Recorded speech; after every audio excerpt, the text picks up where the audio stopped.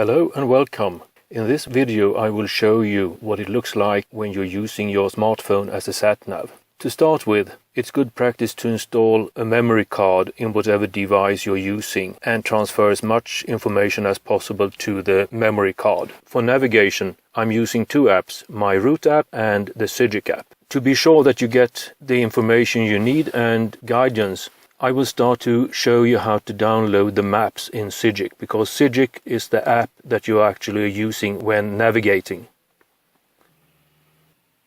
In the upper left-hand corner, tap the three lines. And you have a symbol Maps. Tap that one. Here you will see what maps you have downloaded. As you can see, I have downloaded Austria, Belgium, Denmark, and so forth. If I want to add another map, press the green circle with a plus. And tap Europe if that is where you want to be. And here you can see the maps that are available for Europe. The maps with a green cloud I have not downloaded. So here you can see that I have downloaded Austria, Belgium, Germany, and so on. By tapping the green cloud, you will download the desired map.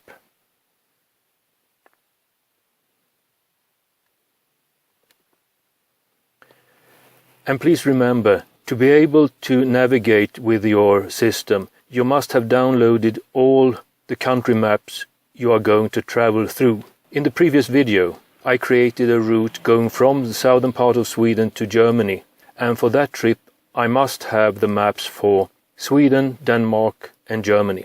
And now to the actual navigation. To start the system, I tap Myrouteapp and I state email address and password. When you have logged into your account, this is what you will see. Before starting to use the navigator, I recommend that you connect your smartphone to the charger, because this type of activity is taxing the battery. Tap tracking. Here you will find your library with all your routes that you have made. In the previous video, I created the route named SmartPhone, and that one was the latest I'd updated, so I will find it at the top of the list, as you can see. To enter into the route, tap the name SmartPhone.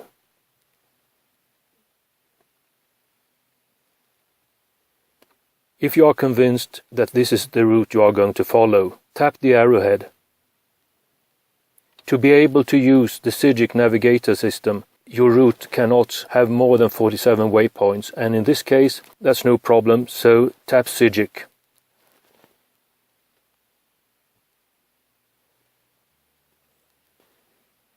Now I have been transferred from Myrouteapp to the Sygic app, and this is where the actual navigation takes place. And by tapping Start, I will start the navigation. What I shall do is just to follow the blue line and the direction stated by the white arrow. So, let's start the navigation. As you can see, in the upper left-hand corner, there is a small square that is just white and black. I find that to be quite convenient, because sometimes, depending on the light, it can be difficult to see the colored screen of the smartphone. And if there is one thing I would like to have improved on the smartphone, is that the screen should be a bit brighter. But the situation is as it is, and I haven't had any real issue finding my way.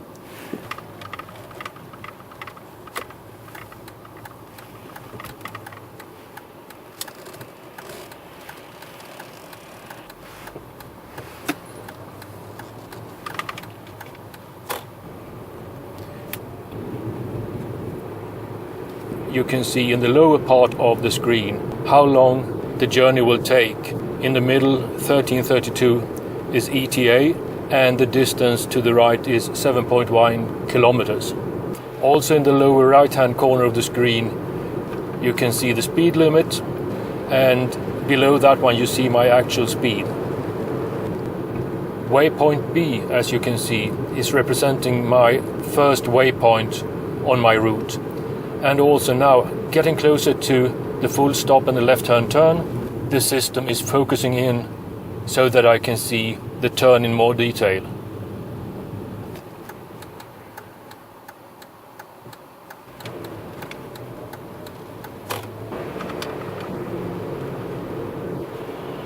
I have 500 meters to the next direction, and that is a right-hand turn.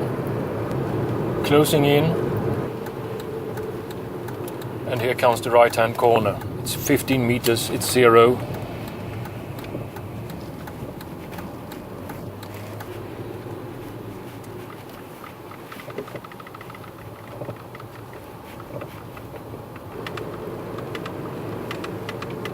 As you can see, the system is a bit confused because I'm on the wrong route, and in the upper left hand corner you can see the distance to the next possibility to make a U-turn. And the system will go on like this until you have made a U-turn and going back on the right route.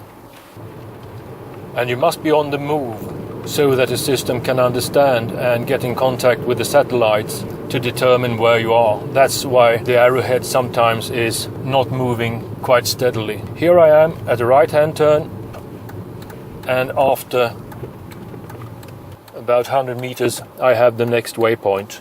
Getting the direction through the waypoint, and now I'm heading right.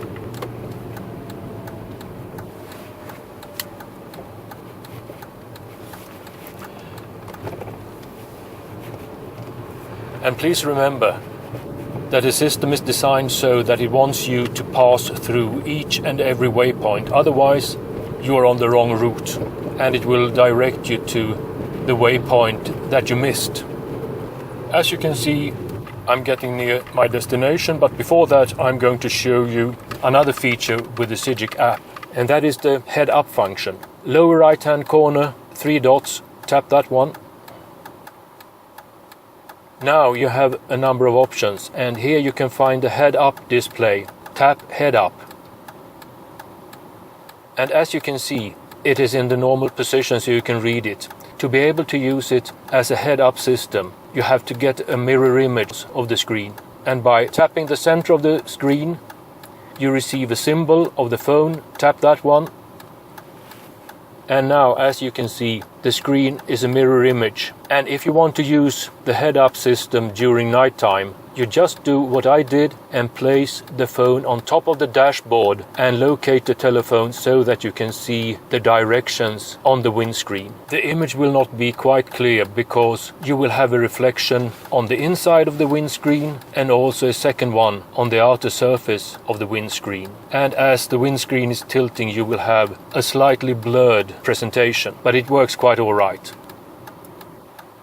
Returning to normal presentation, tap the center of the screen, tap the phone symbol, like that.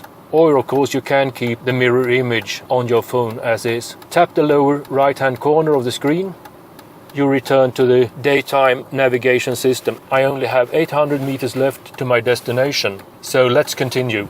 As you can see on the screen, we are now at the destination, and that's it. You have reached your destination as close as you have placed your final waypoint. When you have reached your destination, tap the lower right hand corner of the screen below the 3 dots. And yes, I want to exit. Now I have returned to my Myrouteapp, and I want to leave that as well. Before leaving my Myrouteapp, I recommend that you tap the settings in the upper right hand corner of the screen and you tap log out. If you don't do that, the system will still be working in the background of the phone and will be taxing your battery. Yes. And now you're back to where you log into my Myrouteapp, and you just leave it.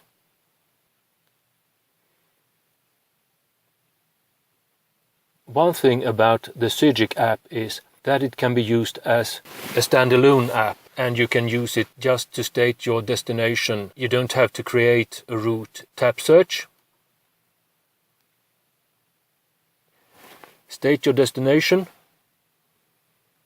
Tap the magnifying glass lower right hand corner. Tap Grand Hotel, Stockholm. Get directions, yes.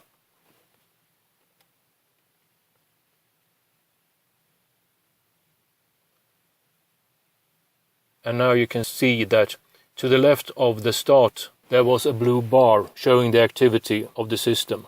Now I can tap start. and as you can see, it will take 4 hours and 42 minutes. ETA is 1823 and the distance is 433 kilometers. As I don't have any other waypoints, I can take whatever route I like. The system will adjust to what route I choose. There is nothing wrong or right until at the end when I'm going to be directed to the Grand Hotel in Stockholm.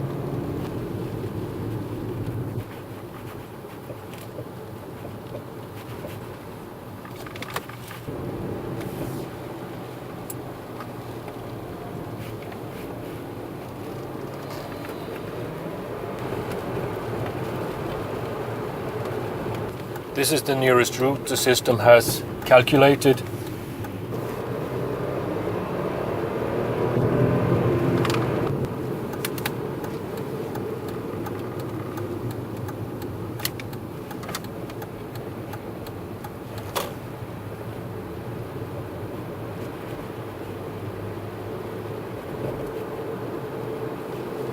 And up in the left-hand corner you see 38 kilometers. And that's when I will enter the motorway to Stockholm. I will not go that far, I just wanted to show you what it looks like when using the Sygic app as a standalone app and how it will guide you. Thank you for watching, bye for now, and don't get lost.